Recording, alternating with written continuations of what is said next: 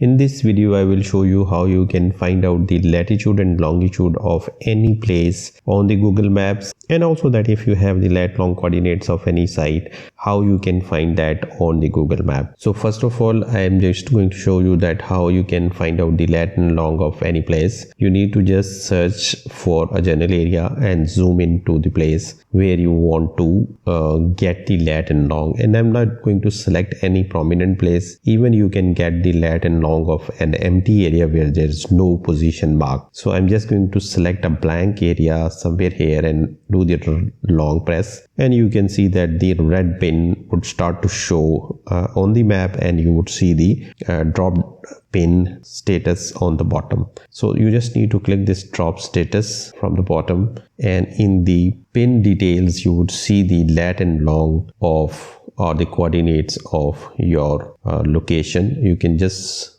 long press that and you would see that the coordinates are copied to your clipboard. Now you can paste them anywhere else. Now I have these lat long coordinates, and now if I want to search this place on the Google Map and I forgot the place but I know the coordinates, I can just go to the search bar and I can type or I can paste this lat long coordinates, and I can just press the search button and it will take me to again back to the place where we have dropped the pins. So this is how you can find out the locations on the Google Map, find their coordinates, and also search them again through the coordinates. It is also very useful when you are sending a location to someone. You can just get the lat long coordinates and just tell them to let's say come to this place. This is also very useful when you want to precisely send an information to someone about a place. So you can just send the lat long and they can search that lat long into the Google Map, and then they can reach to this place. So if there is anything which I have not covered about this topic, you can ask me in the comment section below. In any case, if it has